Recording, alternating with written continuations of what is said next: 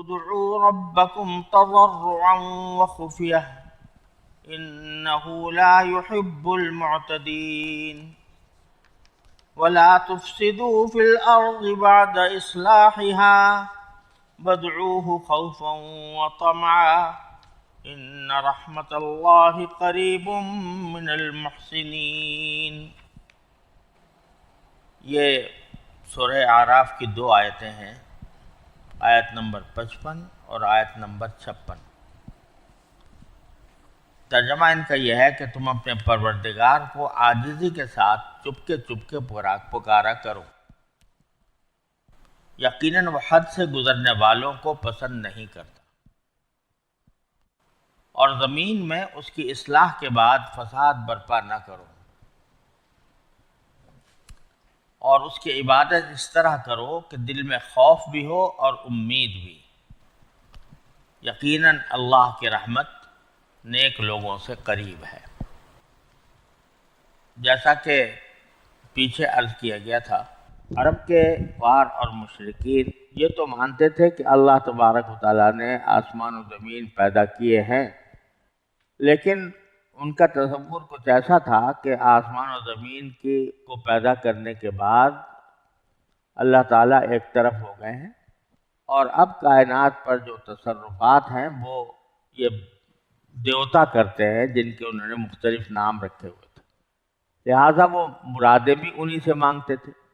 جب کوئی حاجت پیش آتی تو وہ انہی کے پاس جاتے تھے، اپنے بت خانے میں چلے جاتے اور وہاں جا کر نذرانے پیش کرتے اور پھر انہی سے دعا مانگتے۔ تو پچھلی آیات میں اللہ تبارک و تعالیٰ نے ان کے اس عقیدے کی تردید کرتے ہوئے فرمایا تھا کہ بھئی جس نے پیدا کیا ہے کائنات کو، وہی اس کی تربیت اور پرورش بھی کرتا ہے، اور اعلیٰ لہ الخلق والامر، اور خلق بھی اسی کا کام ہے، اور امر یعنی حکم دینا، حکم چلانا بھی اسی کا کام ہے۔ اور ساتھ ہی یہ کہہ دیا تھا کہ تبارک اللہ رب العالمین، اللہ تبارک و تعالیٰ کی ذات سارے جہانوں کی پرورش کرنے والی ہے، وہ بڑی برکت والی ہے، بڑی رحمت والی ہے۔ تو تم نے جو ایک تصور بٹھایا ہوا ہے کہ کچھ جلالی ذات ہے، اس سے براہ راست ہم کلام ہونا مشکل ہے، اس سے براہ راست دعا کرنا مشکل ہے، اور ہم اپنے دیوتاؤں کے ذریعے دعائیں کرتے ہیں، تو یہ فضول بات ہے۔ اللہ تبارک و تعالیٰ خود پر کرنے والا ہے، لہذا ادعو ربکم۔ اب اگر تمہیں دعائیں مانگنی ہیں تو پھر بجائے ان دیوتاؤں کے اپنے پروردگار سے مانگو، اور جو بھی تمہاری حاجت ہو وہ اللہ تبارک و تعالیٰ کے سامنے پیش کرو۔ پھر پیش کرنے کا سلیقہ بھی بتا دیا کہ دعا اپنی حاجتیں جب پیش کرو، اللہ تعالیٰ سے دعا مانگو تو کس طرح مانگو۔ 2 لفظ استعمال فرمائے، تضرعا بخیفہ، تضرعا بخفیہ، کہ تضرعا کے معنی یہ کہ عاجز مانگو۔ تضرع کا جو لفظ ہے عربی زبان میں وہ عاجزی کے لیے بھی آتا ہے، عاجزی کے اظہار کے لیے بھی آتا ہے، اور گڑ گڑانے کے لیے بھی آتا ہے۔ تو جب اللہ تعالیٰ سے مانگو تو گڑ گڑا کر مانگو، اپنے آپ کو عاجز سمجھ کر مانگو، اور خفیہ یعنی چپکے چپکے دھیمے الفاظ دعا مانگو، لیکن عاجزی کے ساتھ۔ تو اس میں یہ بتا دیا کہ دعا کی قبولیت کے لیے یہ ضروری ہے کہ انسان اللہ تعالیٰ کے سامنے اپنے عجز و انکسار کا اظہار کرے، اس کے الفاظ بھی عجز و انکسار کے مناسب ہوں، لب و لہجہ بھی تواضع والا ہو، دعا مانگنے کی حیت بھی ایسی ہو کہ جس سے پتہ چلے کہ یہ ایک بندہ ہے جو اپنے آقا سے اپنی مرادیں مانگ رہا ہے۔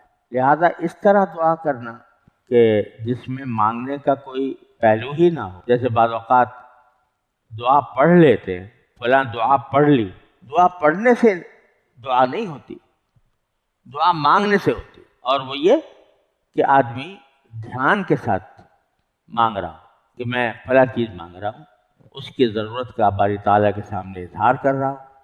اب جیسے ادعیہ معصورہ ہے جو نبی کریم صلی اللہ علیہ وسلم سے ثابت ہے، عظیم الشان دعائیں ہیں، بندگی کا اعلیٰ مظہر ہے، لیکن اگر اس کو صرف تلاوت کی طرح پڑھ لیا تو یہ تلاوت کی چیز نہیں ہے، وہ مانگنے کی چیز ہے، لہذا اس کو مانگنے کے انداز سے مانگنا چاہیے، عز و انکسار کے ساتھ۔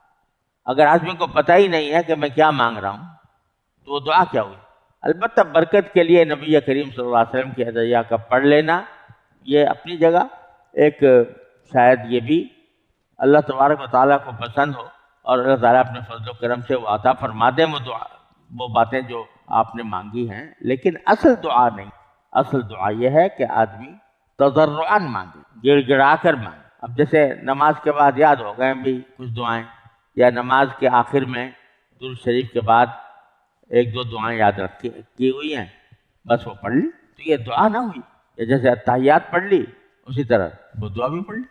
آدمی کو چاہیے کہ دعا کی طرح مانگے اس کو۔ یاد کر لیا ربنا آتنا فی الدنیا حسنۃ، یاد کر لیا اللہم انی ربی ظلمت نفسی ظلما کثیرا وانہ لا یغفر الذنوب الا انت، یہ لیکن وہ بس پڑھ گئے اس کو، بس اوقات پتہ بھی نہیں چلتا کہ پڑھا بھی کہ نہیں پڑھا، اور سلام پھیر دیا۔ تو یہ دعا نہیں ہے۔ اللہ تعالیٰ معاف کرے، مجھے تو یہ مذاق لگتا ہے دعا کے ساتھ۔ تو اس لیے آدمی کو سوچ سمجھ کر جو دعا روز پڑھتا ہے نماز میں، کم از کم اس کے معنی تو یاد کر لے کہ اس کا کیا مطلب ہے، اور اس کو سمجھ کر مانگے تو بہت اہتمام کرنے کی ضرورت ہے۔ دعا ایسی چیز نہیں ہے، کیونکہ کھیل تماشا نہیں ہے، کوئی جنتر منتر نہیں ہے، یہ مانگنے کی چیز ہے۔ تو نماز کے بعد بھی امام صاحب نے کچھ کلمات دہرا دیے، کلمات پڑھ لیے اور مقتدی نے دہرا دیے۔ نہ امام کو خیال کہ میں کیا مانگ رہا ہوں، اور نہ مقتدی کو پتہ کہ کیا مانگا جا رہا ہے، تو اس لیے وہ دعا کی حقیقت وہاں پر موجود ہی نہیں ہے۔ تو پہلی بات تو یہ ہے۔ دوسری ہدایت دی گئی ہے کہ دعا کا خفیہ اور آہستہ مانگنا افضل ہے۔ یہ بندے کا اور اللہ کا معاملہ ہے، تو آدمی دعا کے اندر اس طرح کرنا چاہیے کہ وہ اور اس کا اللہ جتنا چپکے چپکے بات ہوگی تو اتنا ہی قرب ہو۔ میان عاشق و معشوق رمزیست، کرامن کاتبین را ہم خبر نیست۔ تو یہ بندے کے ساتھ بندے کا جب اللہ جل جلالہ سے تعلق قائم ہو تو وہ ایسا ہونا چاہیے کہ خفیہ، چپکے چپکے۔ تو یہ دوسری چیز ہے خفیہ۔ میں نے ایک شعر کسی وقت کہا تھا کہ بندگی عشق بھی ہے، سوز بھی ہے، ناز بھی ہے۔ بندگی عشق بھی ہے، سوز بھی ہے، ناز بھی ہے، راز کی بات ہے چپکے ہی سے پہنچانے دے۔ راز کی بات ہے چپکے ہی سے پہنچانے دے۔ تو جب بندہ اپنے پروردگار سے اس طرح ہم کلام ہوتا ہے، اس سے رابطہ قائم کرتا ہے، تو وہ دنیا سے منہ موڑے ہوتا ہے۔ لہذا اس کو شور مچانے کی حاجت نہیں، اس کو بلند آواز کی ضرورت نہیں، وہ چپکے چپکے اپنے پروردگار سے کہے گا، وہی اس کو اپنے پروردگار سے قریب کرے گا۔ اس لیے اس پر اتفاق ہے کہ دعاؤں میں افضل وہی ہے جو آہستگی کے ساتھ ہو۔ بندگی عشق بھی ہے، سوز بھی ہے، ناز بھی ہے، راز کی بات ہے چپکے ہی سے پہنچانے دے۔ تو بہرحال تو آہستہ مانگنا، بلند جو الفاظ سے جو دعا مانگی جاتی ہے اس میں اکثر و بیشتر تواضع و انکسار کا پہلو نہیں رہتا، یا اگر ہوتا بھی ہے تو بناوٹی قسم کا ہوتا ہے، بناوٹی قسم کا ہو جاتا ہے۔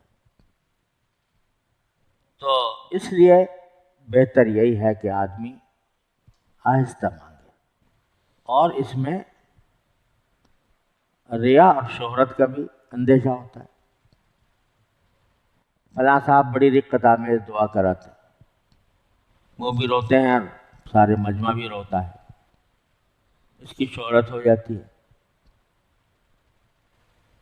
تو پھر لوگ مل کے کہہ رہے ہیں بھائی بڑی اچھی دعا کرائی۔ تو جب دعا کر رہا ہوتا ہے تو اس وقت بھی یہ تصور ہوتا ہے کہ دوسرے لوگ سن رہے ہیں۔ اللہ تعالیٰ کو تو سنانا ہے، لیکن ساتھ میں مخلوق بھی سن رہی ہے، اور مخلوق اس دعا کو پسند کرے گی کہ نہیں کرے گی، یہ سارے دسائس اس میں داخل ہو جاتے ہیں۔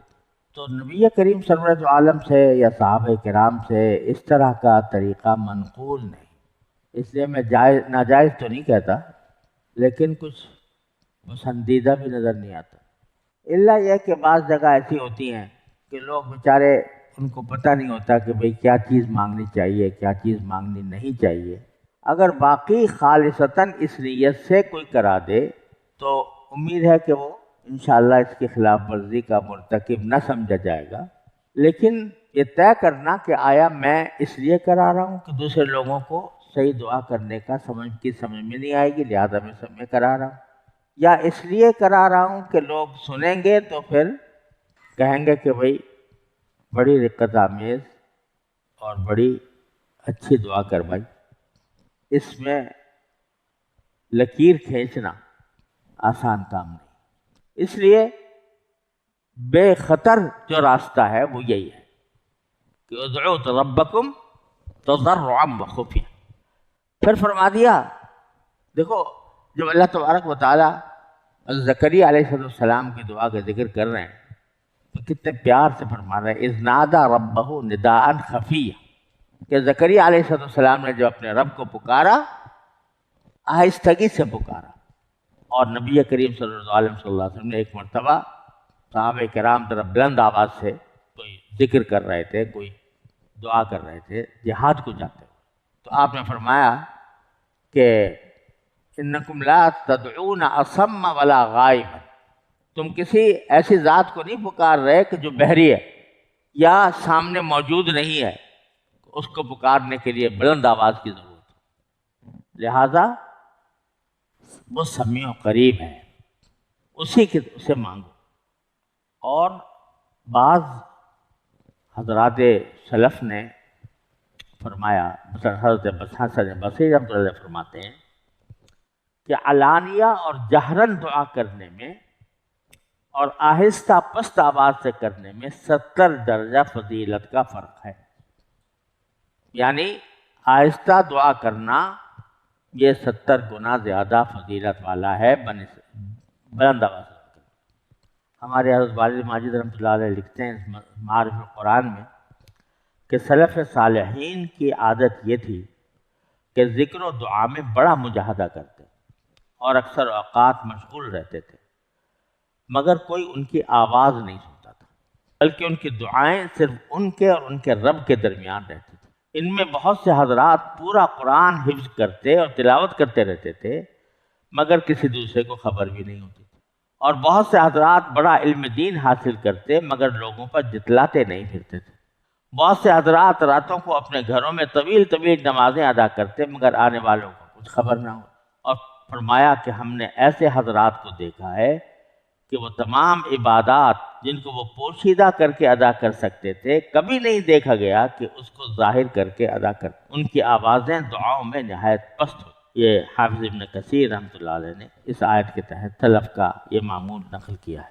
حضرت ابن جریج نے فرمایا کہ دعا میں آواز بلند کرنا اور شور کرنا مکروہ ہے۔ امام ابو بکر جساس حنفی رحمۃ اللہ علیہ نے احکام القرآن میں فرمایا کہ اس آیت سے معلوم ہوا کہ دعا کا آہستہ مانگنا بنسبت اظہار کے افضل ہے، اور حنفیان کے ہاں جو آمین آہستہ سے کہی جاتی ہے وہ بھی اس کی ایک حکمت یہ ہے علاوہ حدیث کے دلائل کے کہ آمین بھی ایک دعا ہے، لہذا وہ روایتیں حنفیہ نے راجح قرار دی ہیں جن میں آمین کو آہستہ کہنا منقول ہے۔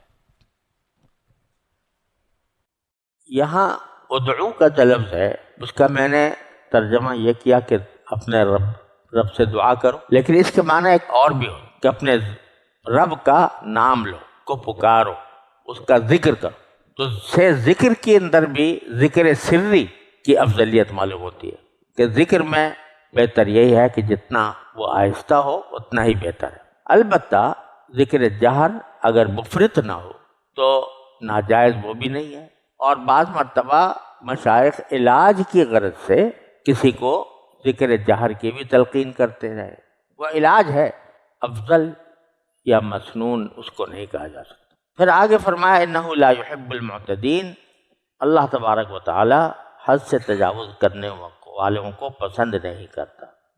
اب حد سے تجاوز کیا ہوتا ہے؟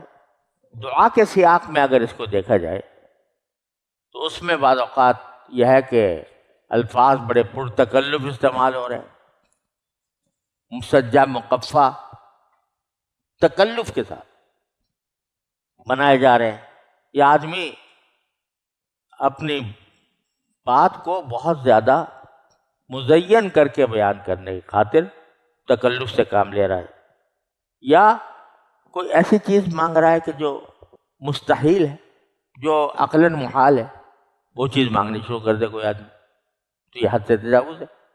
یا کوئی ایسی بات مانگنے لگے کہ کوئی دعا مانگ رہا ہے اور اس میں قید شرطیں لگا رہا ہے کہ فلاں چیز فلاں طرح کی چاہیے۔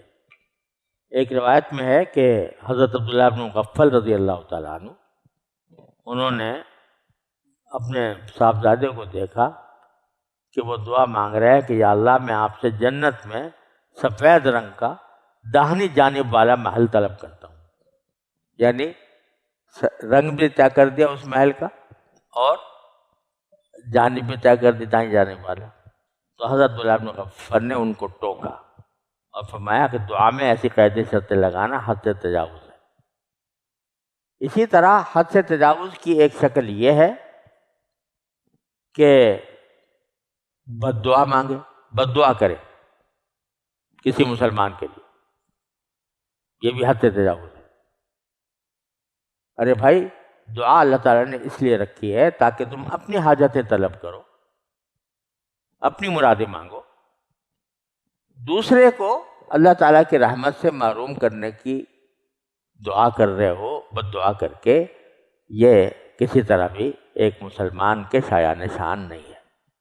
البتہ ساتھ ہی حدیث میں یہ فرمایا گیا کہ مظلوم بعض اوقات بے اختیار اپنے ظلم کی وجہ سے بے اختیار ظالم کے خلاف کوئی دعا کرتا ہے، بد دعا دیتا ہے، تو وہ بڑی خطرناک چیز ہے، اور اس کے بارے میں رسول کریم صلی اللہ علیہ وسلم نے فرمایا کہ اس کے اور اللہ کے درمیان کوئی پردہ نہیں ہو۔ اللہ تعالیٰ مظلوم کی دعا سے بچو، اتق دعوت المظلوم، تو وہ ایک غیر اختیاری صورت ہے، لیکن عام حالات میں کسی کے لیے بد دعا کرنا ٹھیک نہیں ہے۔ اب آگے جو جملہ ارشاد فرمایا وَلَا تُفْسِدُوا فِي الْأَرْضِ بَعْدَ إِصْلَاحِهَا، اور زمین میں فساد نہ پھیلاؤ اس کی اصلاح کے بعد، یہ جملہ بیچ میں لائے ہیں اللہ تبارک و تعالیٰ کہ اگر تم دعا کسی ایسے سے مانگو گے جس سے مانگنا روا نہیں، جیسے بتوں سے یا شرک کے طور پر کسی غیر اللہ سے دعا مانگو گے، تو کیا ہے، یہ شرک کی وجہ سے یہ فساد فی الارض ہے۔ اللہ تبارک و تعالیٰ نے جب یہ کائنات پیدا فرمائی، جس کا ذکر پیچھے آیا ہے کہ 6 دن میں پیدا فرمائی، تو کس طرح پیدا فرمائی کہ ہر چیز اس کی اعتدال کے ساتھ، توازن کے ساتھ رکھی ہے، کوئی چیز اعتدال سے بڑھی ہوئی نہیں ہے، کوئی چیز اعتدال سے متجاوز نہیں ہے۔ اور پھر جب انسان کو وہاں پر بھیجا تو حضرت آدم علیہ السلام کو ہدایات دے کر بھیجا، جس کا ذکر آیا ہے پہلے کہ جب تمہارے پاس کچھ رسول آئیں گے تو پھر تم ان کی اتباع کرنا اور اللہ کو واحد لا شریک ماننا۔ اب جو لوگ ان ہدایات کی خلاف ورزی کرتے ہیں تو وہ زمین میں فساد مچاتے ہیں، تو زمین میں فساد نہ مچاؤ، اور وہ بھی اس وقت جب اس کی اصلاح پہلے ہو چکی، اللہ تبارک و تعالیٰ نے اس کو ہر چیز کو اس کے قرینے سے پیدا فرمایا، تو تم شرک کر کے یا اللہ کی نافرمانی کر کے زمین میں فساد نہ پھیلاؤ۔ اور پھر دوبارہ فرمایا وَادْعُوهُ خَوْفًا وَطَمَعًا، پھر دعا کی طرف آ گئے کہ اس سے دعا مانگو تو اس حالت میں مانگو کہ تم ڈر بھی رہے ہو اور دل میں کچھ امید اور توقع بھی ہو۔ یہ کیا مطلب؟ خوف ہو یا خوف ہو دعا کرتے وقت اور طمع ہو، تو معنی اس کے یہ ہے کہ جب دعا کر رہا ہے بندہ، اس کے دو مفہوم ہیں، دو مطلب ہیں۔ ایک تو یہ کہ جب آدمی دعا کر رہا ہے تو اس کو یہ خوف بھی ہو کہ پتہ نہیں میری یہ دعا قبول ہوگی یا نہیں ہوگی، اور اللہ تبارک و تعالیٰ اس سے راضی ہوں گے یا ناراض ہوں گے۔ تو آدمی کے دل میں ایک دھڑکا لگا ہوا ہے دعا کرتے ہوئے بھی کہ میں یہ دعا صحیح کر رہا ہوں یا نہیں، اور یہ میری بارگاہ میں قبول ہوگی یا نہیں ہوگی۔ اور طمع میں یہ امید لیے ہوئے ہے کہ جب میں اپنے پروردگار سے مانگ رہا ہوں، وہ رحمان ہے، وہ رحیم ہے، ہر چیز پر قادر ہے، تو ضرور دے گا۔ یہ طمع، اسی کو کہتے ہیں بیم و رجا، یعنی ایک طرف خوف ہے اللہ تبارک و تعالیٰ کے عذاب کا، اس کے ناراضی کا، اور دوسری طرف امید ہے جنت کی اور باری تعالیٰ کے رضامندی کی۔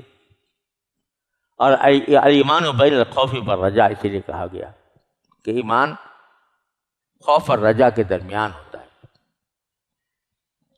نہ مجرد خوف، اگر مجرد خوف ہو، صرف خوف ہو، تو انسان مایوس ہو کے بیٹھ جائے گا، اور مایوسی بھی کفر ہے، اور وہ بھی شیطان کا ہیلا ہے۔ اور اگر امید بڑھ جائے تو بے فکر ہو جائے گا، یعنی کچھ کرنے کی حاجت ہی نہیں سمجھے گا۔ تو اس لیے دونوں چیزیں مطلوب ہے، خوف بھی اور رجا بھی، امید بھی۔ ایک معنی تو یہ ادعوہ خوفا وطمعا، اور دوسرے معنی اس کے ایک اور بھی ہو سکتے ہیں، وہ یہ کہ دعا کے مواقع اور محل بتایا جا رہا ہے، دعا کب کرو۔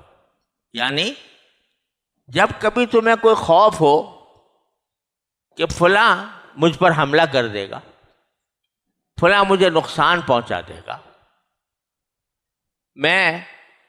میرا تجارت میں نقصان ہو جائے گا، مجھے کوئی ذلیل کر دے گا، تو کیا کرو؟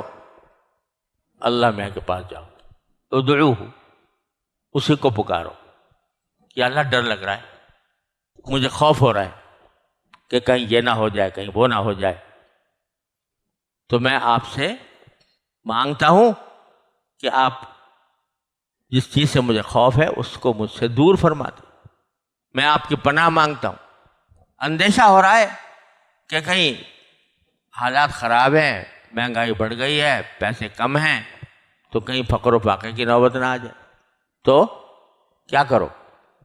اللہ کو پکارو، ادعوہ، اس کو پکارو حالت خوف میں۔ وطمع، یعنی جو چیز تم چاہتے ہو کہ ہو جائے، اس کی طمع ہے تمہارے دل میں، اس کا شوق ہے تمہارے دل میں کہ فلاں کام ہو جائے، میرا فلاں ملازمت مجھے مل جائے، میری تجارت کامیاب ہو جائے، میرے رزق میں اللہ بسعت آ جائے، اور مجھے اللہ تبارک و تعالیٰ کی عبادت کی توفیق ہو جائے، میری زندگی اللہ تعالیٰ کی رضا کے مطابق ہو جائے، تو کیا کرو؟ ادعوہ، اسی کو پکارو، حالت خوف ہو یا حالت طمع ہو، ہر حالت میں اللہ کو پکارو۔ اب یہ وہ نسخہ ہے جو بڑے بڑے مجاہدات کرنے سے بھی جو مقصد حاصل ہوتا ہے، وہ اس چھوٹے سے مختصر نسخے سے حاصل ہوتا ہے۔ سارے مجاہدات کا حاصل کیا ہوتا ہے کہ اللہ جل جلالہ سے تعلق مضبوط ہو جائے۔ اب نہ زمانہ رہا ان مجاہدات کا، نہ کسی کے اندر وہ طاقت رہی، تو اب آسان راستہ جو ہے وہ یہ ہے کہ اپنے اللہ سے تعلق قائم کرنے کے لیے ہر وقت دعا مانگتے رہو. کوئی خوف ہے اللہ سے مانگو، کوئی حاجت ہے جس کی طمع ہے اللہ سے مانگو. تو ہر حالت میں اپنے پروردگار سے مانگتے رہو. جتنا جتنا مانگو گے، قطع نظر اس کے کہ کیا مل رہا ہے کیا نہیں مل رہا، لیکن مانگتے رہو مانگتے رہو مانگتے رہو، تو اس کے نتیجے میں اللہ جل جلالہ کا قرب اور اس کے تعلق کی مضبوطی حاصل ہوگی. اور اس کی دعا کی ترغیب دینے کے لیے ایک ایسی خوبصورت بات فرمائی کہ ان رحمت اللہ قریب من المحسن. یہ لوگ جن کا بھی ذکر آیا کہ جو عاجزی سے مانگتے ہیں، چپکے مانگتے ہیں، خوف کی حالت میں بھی مانگتے ہیں، طمع کی حالت میں بھی مانگتے ہیں، اور فساد کے قریب نہیں جاتے، حد سے تجاوز نہیں کرتے، وہ کون ہیں؟ وہ محسنین ہیں. ان کو احسان کا درجہ حاصل ہو. جو ہر وقت اپنے اللہ سے جڑا ہوا ہے، اللہ تبارک و تعالیٰ سے مانگتا رہتا ہے، تو اس کو احسان کا درجہ حاصل ہو گیا، وہ محسنین میں شامل ہو گیا. اور جب محسنین میں شامل ہو گیا تو ان رحمت اللہ قریب من المحسنین، اللہ کی رحمت ان احسان رکھنے والوں سے قریب ہے. یہ نہ سمجھو کہ یہ دعائیں بیکار جائیں گی. اللہ تعالیٰ کی رحمت قریب ہے محسنین سے. اب وہ رحمت یا تو اس شکل میں ہو کہ جو تم مانگ رہے ہو وہ دے دے، یا اس شکل میں ہو کہ تم ایک غلط چیز مانگ رہے ہو، تمہارے حق میں جو نقصان دہ چیز ہے وہ مانگ رہے ہو، اللہ تعالیٰ اس سے اچھی دے دے. تو یہ سب رحمت کے اندر داخل ہے. وہ محسنین سے قریب ہے. یعنی جب دعا مانگو تو اگرچہ خوف اور طمع دونوں ہونے چاہیے، لیکن ساتھ میں یہ ذہن میں رکھنا کہ اللہ کی رحمت قریب ہے محسنوں سے. اگر میں محسنین میں داخل ہو جاؤں تو پھر اللہ کی رحمت مجھ سے دور نہیں ہو سکتی. یہ سوچ کر دعا کرو. ان رحمت اللہ قریب من المحسنین. اب یہاں کسی کو اشکال ہو سکتا ہے کہ رحمت جو ہے وہ تو مؤنث ہے اور خبر اس کی قریبتن ہونی چاہیے. ان رحمت اللہ قریبن کہا گیا ہے، بظاہر قریبتن ہونا چاہیے تھا عربی کے قاعدے سے، نحو کے قاعدے سے. لیکن یہ لغت کا بہت اعلیٰ مقام ہے جو یہاں پر اختیار کیا گیا ہے. اس میں اہل لغت نے یہ بات بھی بیان کی ہے کہ قرب جو ہوتا ہے وہ دو قسم کا ہوتا ہے. ایک قرب ہوتا ہے نسب کا قرب، کہ فلاں میرا نسبی قریبی رشتہ دار ہے.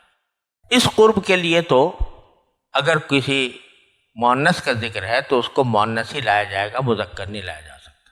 جیسے کوئی شخص کہے کہ فلانۃ قریبۃ منی، تو وہ قریبہ نسب کی قریبہ ہے، وہاں تو قریبہ ہی کہیں گے. لیکن اگر قرب سے مراد قرب مسافت ہے تو پھر وہاں پر دونوں جائز ہیں. وہ پھر تانیث لفظی ہو جاتی ہے، لفظی معنوی ہو جاتی ہے. تو اس کے نتیجے میں دونوں طرح اس کے لیے موصوف یا مبتدا دونوں طرح آ سکتا ہے. جیسے کہتے ہیں دارہ قریب منی اور قریبۃ منی، دونوں جائز. بعض علماء نحو نے تو یہ قرار دیا ہے. اور سیبویہ کا کہنا یہ ہے کہ یہاں جو رحمت کو مذکر اس لیے لایا گیا ہے کہ اس کی اضافت اللہ تعالیٰ کی طرف ہو رہی ہے، اور اللہ جل جلالہ کی جو رحمت ہے وہ مؤنث نہیں ہوتی، وہ مذکر ہی ہوتی. لہذا ان رحمت اللہ قریب من المحسنین، مضاف الیہ کی وجہ سے مضاف کی جو خبر ہے وہ بھی مذکر لائی گئی ہے. اب یہ میں نہیں کہہ رہا، یہ سیبویہ کہہ رہا ہے ان رحمت اللہ قریب من المحسنین. اور بعض حضرات نے یہ بھی کہا ہے، تعبیل ہے وہ، کہ رحمت جو ہے وہ رحم کا مصدر ہے. تو رحم مذکر ہے، تو رحمت سے مراد رحم ہے، لہذا قریب لائے گی. اصل بات یہ ہے کہ نحوی قواعد جو ہوتے ہیں یہ خود سماع پر موقوف ہوتے ہیں. وہ قواعد ایسا نہیں ہے کہ قواعد پہلے بنے ہوں اور لغت بعد میں وجود میں آئی ہو. اس کے برعکس لغت پہلے وجود میں آتی ہے اور قواعد اس کے دیکھ کر بنائے جاتے ہیں. لہذا قواعد نحو و صرف میں سب سے بڑی دلیل سماع ہوتی ہے. تو یہ اس طرح سنا گیا ہے. سیدھی سی بات یہ ہے کہ رحمت کے ساتھ قریب کا لفظ مذکر لا کر سنا گیا ہے، اور اس پر جاہلیت کے شعراء کے اشعار بھی موجود ہیں. تو یہ اگر وہ قاعدے کے اوپر پورا منطبق نہیں ہو رہا تو ہونا ہو، لیکن سماع اسی طرح رحمت اللہ قریب من المحسن.